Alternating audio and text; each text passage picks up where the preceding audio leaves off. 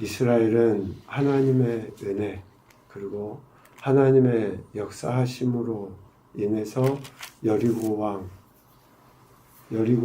또 그 왕 그리고 또 아이와 그 왕을 빼앗고 진멸하게 되었죠.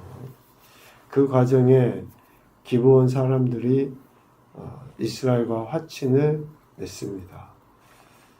그 소식을 들은 오늘 본문에 나와 있는 아모리 지역의 다섯 왕들, 특별히 예루살렘 왕 아도니세덱이 그 소식을 듣고 두려워합니다. 10장 2절에 크게 두려워하였으니 그 공포심에 휩싸이게 된 거죠. 왜 그러냐면 기브온이 어떤 존재인지 알았기 때문에 그래요. 기브온이. 지금 가나안 땅에 있는 그 각각의 족속들이 이스라엘과 싸워서 질 수 없는 그 군사력, 또 질 수 없는 그런 강인함이 있었거든요. 그런데 여리고성, 아이성, 또 기브온 사람들이 꾀를 내면서까지 이스라엘과 화친을 맺는 그런 일들을 보니까 도저히 이해가 안 되는 거죠. 그런 두려움이 생긴 거예요. 2절부터 4절까지 왜 예루살렘 왕 아도니세덱이 이런 두려움에 있었는지를 설명하고 있죠. 기브온은 왕도와 같은 큰 성이고 아이보다 크고 그 사람들은 다 강하였는데 꾀를 내면서까지 이스라엘과 화친하였냐? 왜 그럴 수밖에 없었을까 하는 그런 두려움. 이런 두려움은 지금 당장이 아니라 이미 이스라엘 백성들이 요단을 건널 때부터 가나안 족속들 안에는 이런 두려움이 팽배해 있었어요. 마음이 녹아버리거든요, 물처럼. 요단을, 그 범람하는 요단을 뭐 한두 명, 200명도 아니고 60만 명, 장정마, 그 많은 사람들이 건너는 거예요. 있을 수 없는 일이죠. 그것도 물이 멈춰버리고. 그러니까 그러한 두려움과 그런 공포심을 갖고 있었는데 여리고성이 무너지지, 아이성이 무너지지, 또 큰 성이고 자기들과 이렇게 대적할 수 있을 만큼 강력한 기브온이 이스라엘 백성들에게 뭐 항복을 해버린 거잖아요. 꾀를 내서 화친을 맺어버리니까. 그러니 그런 두려움과 공포 속에서 어떻게 합니까? 이제 주변에 있는 왕들과 힘을 합하여 이스라엘과 싸우려고 한 거죠. 그 첫 번째 대상이 누구예요? 자신들을 배신하고 생각하게 된 기브온을 치려고 한 겁니다. 두려움에 자신들의 그 모습을 제대로 직시하기보다는 반대급부죠. 오히려 그 힘을 가진 세력을 공격해서 대항하는 것으로 그 두려움을 이기려고 하는 예루살렘 왕 아도니세덱의 모습을 보게 됩니다. 그래서 이스라엘과 화친한 기브온에 대하여 싸우려고 하는 겁니다. 그때 6절 기브온 사람들이 길간 진영에 사람들 보내서 여호수아에게 이야기하는 거예요. 기브온이 꾀를 내면서까지 화친을 맺었던 꾀를 내다라는 말을 설명드렸습니다. 어제. 부끄러운 모습을 있는 그대로 다 드러내 놓을 수밖에 없는 상황. 자신들의 수치를 있는 그대로 다 드러내 보일 수밖에 없는 상황이기 때문에 꾀를 낸 거예요. 그런 상황이 꼭 다닥칠 것을 알기 때문에 꾀를 내서 이스라엘과 화친을 맺었거든요. 그 화친을 맺은 이스라엘에게 이제 자신들의 위험을 이야기하고 도움을 요청을 합니다. 이런 부끄러운 것을 알기 때문에 그래서 결국 목숨은 부지하죠. 우리 9장에서 봤던 것처럼 죽임은 당하지 아니하고 이스라엘 회중에서 나무를 베며 물을 깃는 종의 신세로 이렇게 살아가게 되죠. 그러한 기브온 사람들이 오늘 위험에 처했을 때 예루살렘 왕을 비롯한 5 왕이 자신들을 치려고 왔을 때에 여호수아에게 사람을 보내서 도움을 구하는데 이들이 도움을 구하면서 가장 보인 첫 번째가 뭐냐면요. 자신들의 정체성을 여호수아와 이스라엘 백성들 앞에 그대로 내려놔요. 6절에 보면 기본 사람들이 여호수아에게 뭐라고 이야기하게 합니까? 당신의 종들 돕기를 더디게 하지 마시고 당신의 종들 꾀를 내서 화친을 맺었다 할지라도 언젠가 우리가 이스라엘을 넘어뜨릴 수도 있고 다시 우리의 주권을 회복할 수도 있어. 이런 생각이 아니라 기본 사람들은 화친을 맺음과 동시에부터 어때요? 이스라엘의 종이라는 그런 정체성을 갖고 있었어요. 자신들이 이스라엘의 종으로서 더 이상 우리가 우리의 주권을 가진 존재가 아니라 이스라엘에게 아니면 여호수아에게 자신들의 생명이 있다라는 것을 인식을 한 거죠. 저는 좀 이런 부분이 중요하다고 생각을 합니다. 우리가 예수 그리스도를 믿고 예수님 나의 구원자고 왕이시다. 그분이 내게 주권을 갖고 계신다라고 우리가 이야기를 해요. 그러면 우리가 살아가는 순간순간 때로는 힘들고 어려운 점도 있을 테고 또 기쁘고 좋은 점도 있을 거예요. 그때마다 힘들고 어려울 때는 주님이 내 책임자이신 것을 믿고 그분을 의지해야죠. 기쁘고 감사한 것도 그분으로부터 왔다는 것을 인식하고 그분께 영광 올려드려야죠. 이것이 종의 자세거든요. 예수님 믿는 오늘 우리의 자세가 기본 사람들과 같아야 돼요. 내가 힘들고 어려울 때 나의 모든 주권이 주님께 있으니까 주님이 책임져 달라는 거죠.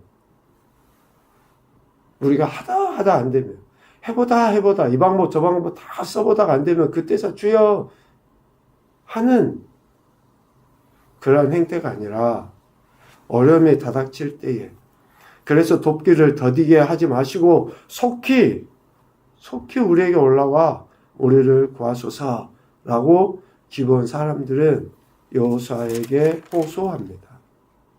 그 호소를 들은 여호수아는 어떻습니까? 7절 모든 군사와 용사와 더불어 길갈에서 기본을 향해 올라가죠.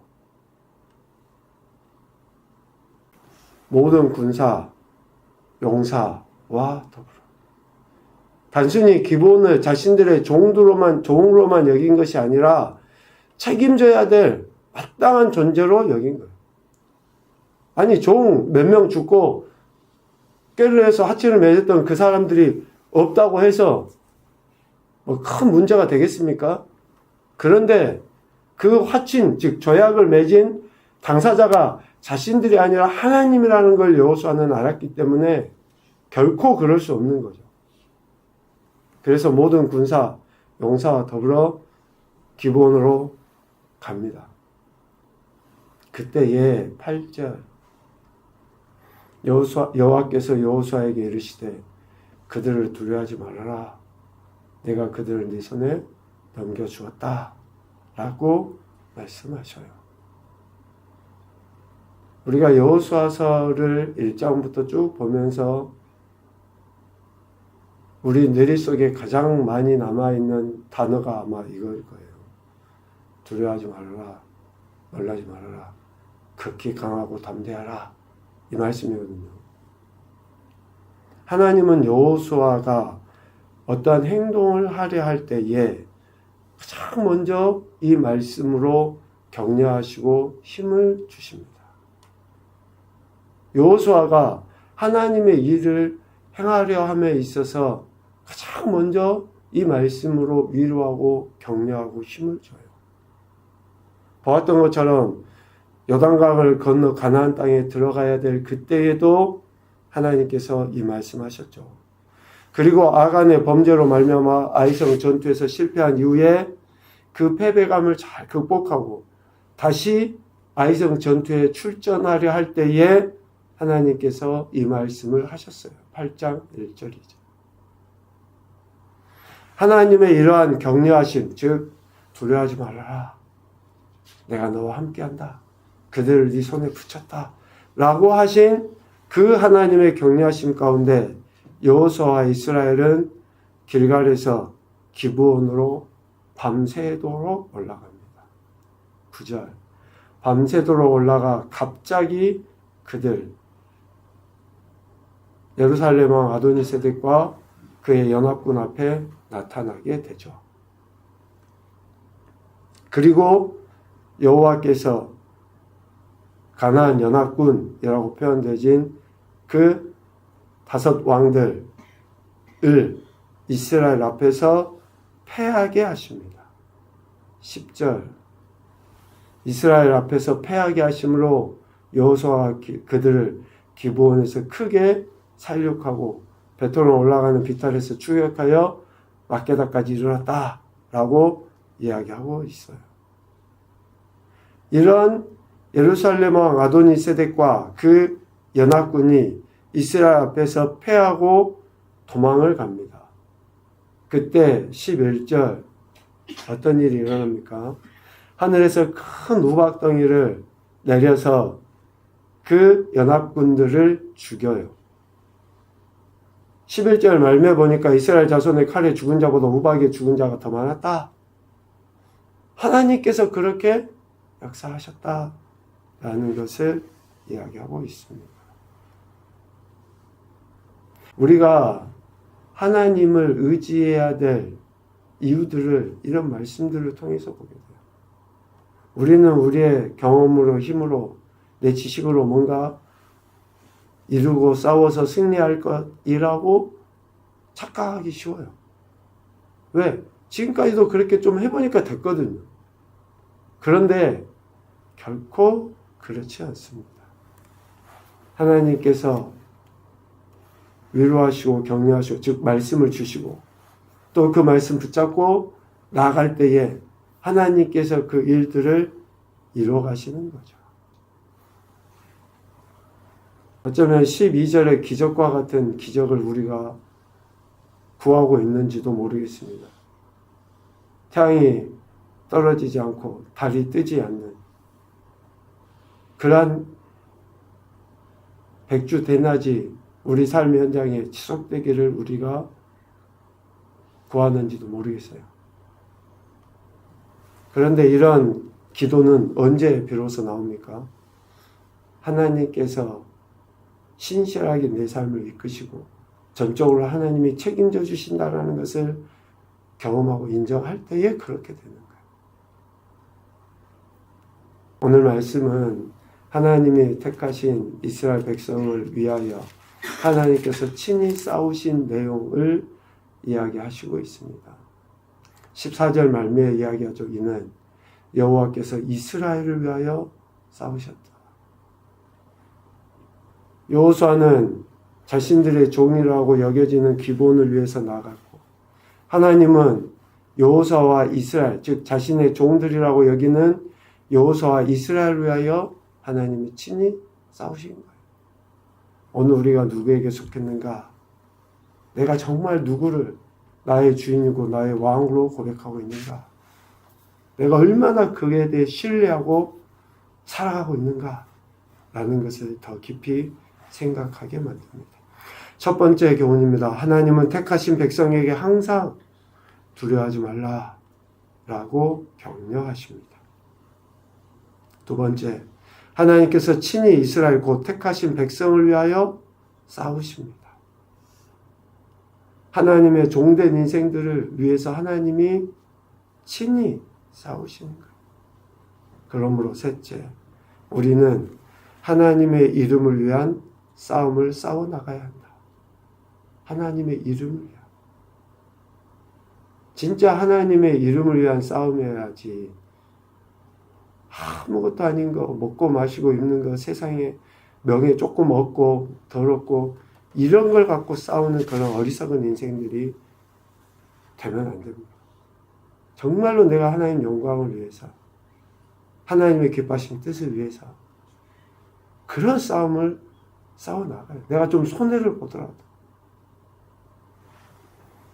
그런 싸움을 하나님은 우리에게 기대하시고 그렇게 싸워나갈 때 친히 싸우셔서 아버지의 영광을 나타내게 하시고 또 이런 놀라운 기적과 같은 일들을 경험하게 하시는 것입니다.